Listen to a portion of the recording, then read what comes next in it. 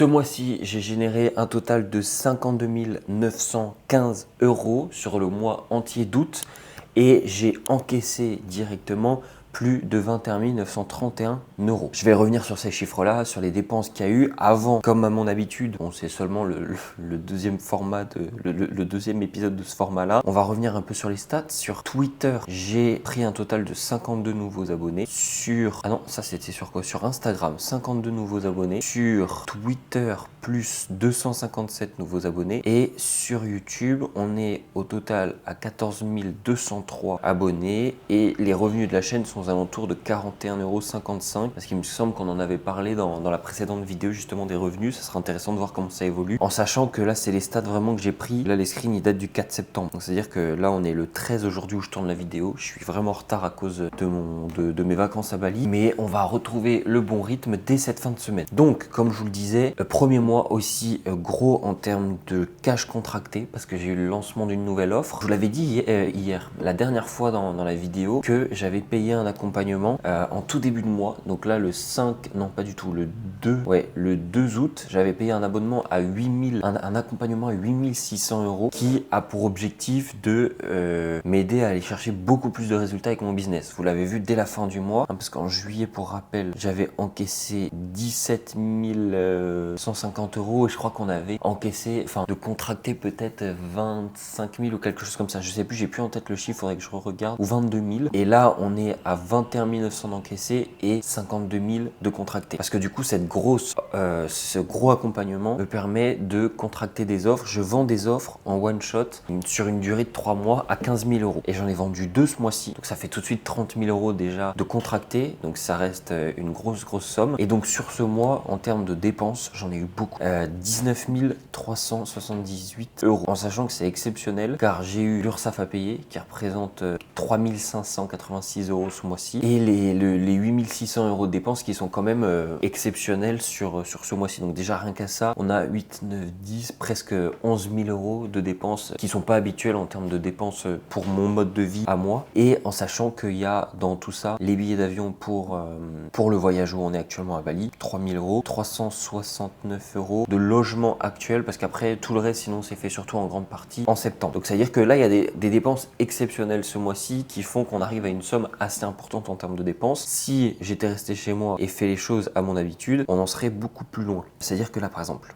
8 600 € plus 3 500 plus 3 000 des billets d'avion plus 369 du logement, j'ai déjà 469 € sur 19 000 qui sont exceptionnels. Et du coup, là-dedans aussi, j'ai payé un loyer en avance aussi pour ne pas me retrouver en retard à la fin du mois à devoir le payer parce que nous on le paye en physique. Donc voilà, ça fait des dépenses supplémentaires qui habituellement ne sont pas là. Si je reprends juste sur le mois dernier, ça faisait un total de dépenses de 2 892 € pour 17 000 € encaissés et pour 14 000 mis de côté. Là, malgré ça, j'ai quand même pu mettre 2 500 € de côté. Donc ça reste quand même intéressant. Ça reste bien, je suis très content. Donc là, le business évolue pour le mieux. L'accompagnement avance bien. J'ai fait rentrer que peu d'élèves, mais je sais que sur chaque mois, j'ai en moyenne 2 élèves au minimum qui doivent rentrer.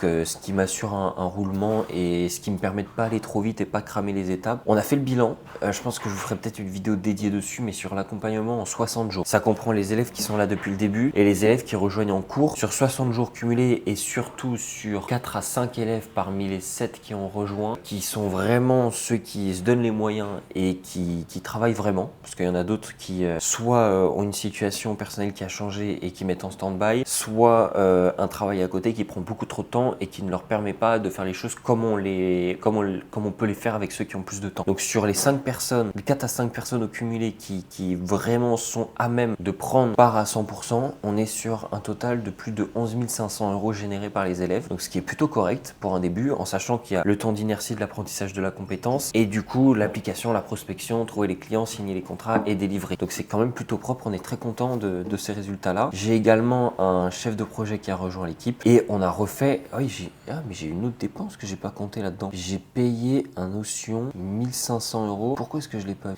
Ouais, j'ai une autre dépense pro que j'avais pas vue, que j'ai oublié, donc c'est bien qu'on en parle. J'ai payé 1500 € un gars pour, donc Youssef en l'occurrence, pour bosser avec moi le Notion. On a fait un Notion absolument incroyable. L'avantage avec la manière dont on a fonctionné, c'est que il construisait avec moi la base. Comme ça, moi, je sais parfaitement comment ça fonctionne, comment l'utiliser, comment l'expliquer à mes élèves aussi. Le but, c'est d'avoir tout qui soit centralisé, des timelines, enfin une timeline, c'est très simple. Il n'y a pas 15 000 pages. C'est la timeline avec les projets en cours, les deadlines qui doivent être respectés, le client, depuis combien de temps on bosse avec le client, quels sont les projets en cours par client, les élèves, quels projets ont les élèves. Et comme ça nous permet de tout suivre en temps réel. Et franchement, ça fait gagner un temps colossal. Donc sur le prochain mois, le mois en cours, le mois de septembre, clairement, pour l'instant, alors j'ai un call aujourd'hui, j'ai samedi, demain, un rendez-vous en physique sur Bali avant de partir pour des potentiels clients. Donc, sauf si je signe des gros contrats avec ces personnes-là, ça risque d'être chaud pour réitérer un mois comme celui-ci parce que là, clairement, tout mon mois, j'étais en vacances, clairement. Du